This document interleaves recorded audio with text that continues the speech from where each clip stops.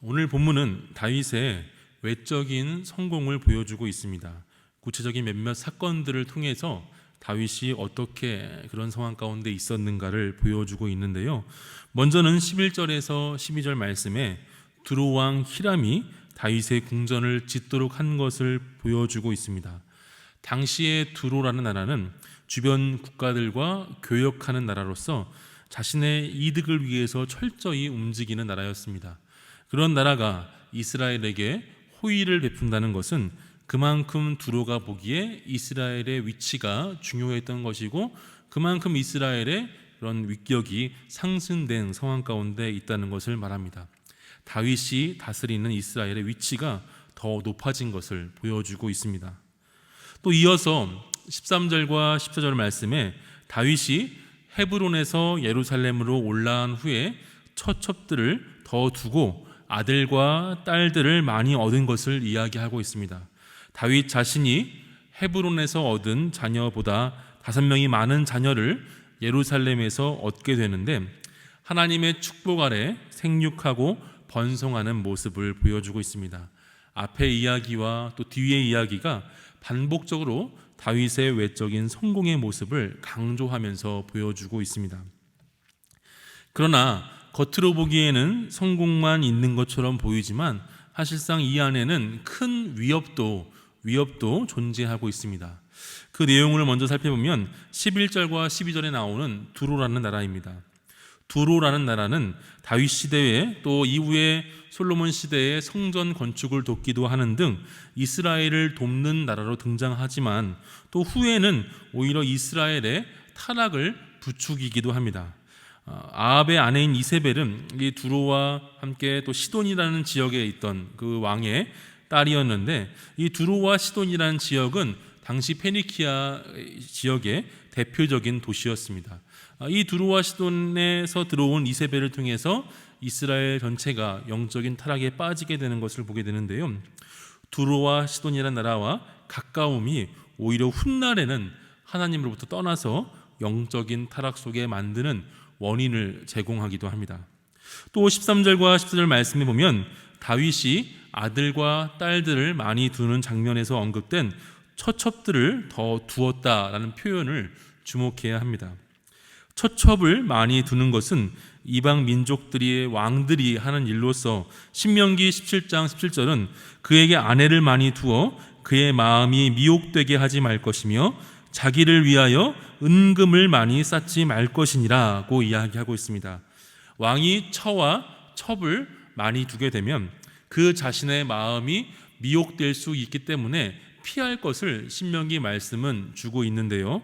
다윗의 자녀들이 많아지고 자손이 번성하는 것은 어떻게 보면 큰 축복이지만, 동시에 그 과정 가운데서 다윗이 이방 나라의 왕들처럼 처와 첩을 많이 둔다는 것은 훗날 이스라엘을 미혹하게 하는, 또 다윗을 미혹하게 하는 그런 상황들이 발생할 수 있는 위험 요소인 것입니다.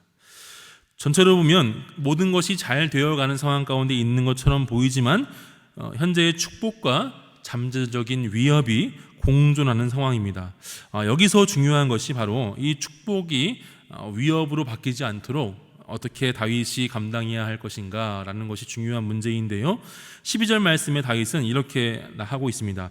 우리 12절 말씀 보면 다윗이 여호와께서 자기를 세우사 이스라엘 왕으로 삼으신 것과 그의 백성 이스라엘을 위하여 그 나라를 높이신 것을 알았더라.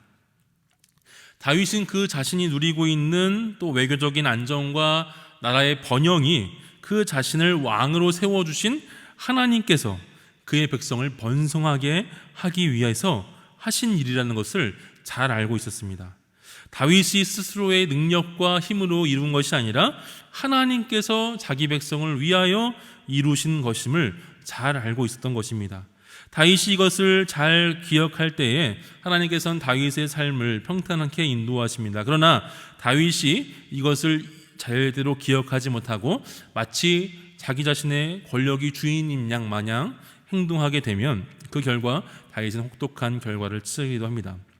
어떻게 보면 이 축복과 위협이라는 그 상황 가운데서 매 순간순간 다윗의 선택이 참 중요했던 것입니다. 오늘날 우리의 삶 가운데서도 마찬가지입니다.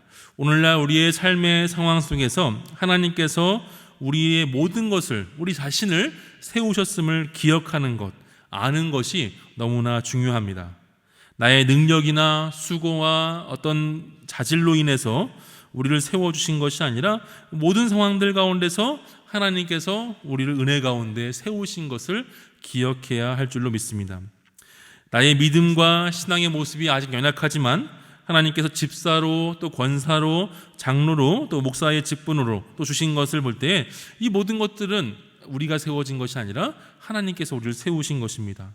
또 매일의 삶의 모습이 어떤 때에는 참 잘 풀려가지만 어떤 경우에는 잘 풀려가지 않는, 또 마음대로 되는 것이 없는 답답한 상황 가운데 있을지라도 중요한 것은 이 모든 것 또한 하나님께서 세우신 자리이고 하나님께서 세우신 것을 기억하며 나아가야 한다는 것입니다. 그러한 상황 속에서 우리는 흔들리지 않고 하나님께서 허락하심을 기억하며 하나님께서 세우심을 기억하며 묵묵히 그 길을 걸어가야 하는 것입니다. 박영성 목사님은 우리의 신앙생활을 표현할 때에 우리의 신앙생활이 철저히 끌려가는 삶이다라는 표현을 합니다. 나의 의지와 결정을 통해서 우리의 삶을 개척해 나가는 삶이 아니라 매 순간순간 하나님의 인도하신 가운데 있고 또 하나님께서 친히 우리의 삶을 인도해 가심을 기억하며 그냥 그 자리에서 철저히 끌려가는 것, 성공을 경험한다고 하더라도 이것이 하나님께서 하신 것임을 고백하며 교만하지 않고, 또 반대로 실패와 어려움의 상황 가운데 있더라 하더라도 이것으로 인해서 자책하고 낙심하고 낭망하지 않고 잘 참고 견디어내는 것, 이것이 우리의 신앙생활의 모습이라 이야기하는데요. 오늘 말씀처럼 다윗의 그 결혼 가운데 다윗 스스로가 이룬 것이 아니라 하나님이 세우시고 인도하신 것을 기억하며 걸어갔던 것처럼 우리의 삶 또한 그러한 삶의 모습으로 나아가야 될 줄 믿습니다. 여기서 한 가지 질문을 하게 됩니다. 그렇다면 우리 하나님께서 우리 삶 가운데 모든 것을 이루시고 세우심을 기억하며 나아갈 때에 이왕이면 그냥 억지로 끌려가는 것이 아니라 적극적으로 순종하는 삶으로, 순종하며 끌려가는 삶을 살아야 할 텐데 이것이 어떻게 가능할 것인가? 17절과 25절에서 블레셋과의 싸움에서 그 힌트를 보여주고 있습니다. 다윗은 그 이야기 가운데 보면 19절과 23절에 공통적으로 어떤 모습이 등장하고 있냐면 다윗은 여호와께 여쭈어서 모든 것을 하나하나 진행하고 있는 것을 보게 됩니다. 다윗은 자신의 전략이나 전투 경험들을 의지하지 않고 오히려 하나님께 묻습니다. 하나님께 묻고 구하며 한 걸음 한 걸음을 나아가고 있는 것입니다. 이것이 바로 억지로 끌려가는 모습이 아니라 적극적으로 끌려가는 삶을 살아가는 모습이라 할 수 있겠습니다. 오늘날 우리도 마찬가지입니다. 우리가 적극적으로 하나님의 인도하신 가운데 따라가며 하나님께서 세우신 것을 인정하며 나아간다는 것은 매일 하나님께 묻고 구하는 삶의 모습을 통해서 가능해집니다. 매 순간순간마다 내 살아온 습관이나 내 마음대로 움직이는 것이 아니라 하나님의 인도하심을 구하며 하나님께 묻고 기도하며 나아갈 때에 우리는 보다 적극적으로 하나님께 순종하는 삶을 살아가게 될 줄로 믿습니다. 또 하나님께 인도하심을 인정하며 매 순간순간마다 그의 도우심을 얻는, 또 구하는, 또 찾는 그런 삶이 될 줄로 믿습니다. 오늘 하루도 하나님께서 우리의 모든 삶을 허락하시고 세우시고 인도하심을 믿으며 억지로가 아니라 기쁨과 감사한 가운데 나아갈 수 있는 시간 되시기를 간절히 소원합니다. 그 과정 가운데 나아갈 때에 내 습관이나 내가 살아온 관습의 모습대로 내 마음대로 살아가는 것이 아니라 매 순간순간마다 하나님께 묻고 기도하고 구하며 하나님의 인도하심을 삶 가운데 더욱 깊이 경험할 수 있는 그런 시간 되시기를 간절히 소원합니다. 다 같이 기도하겠습니다.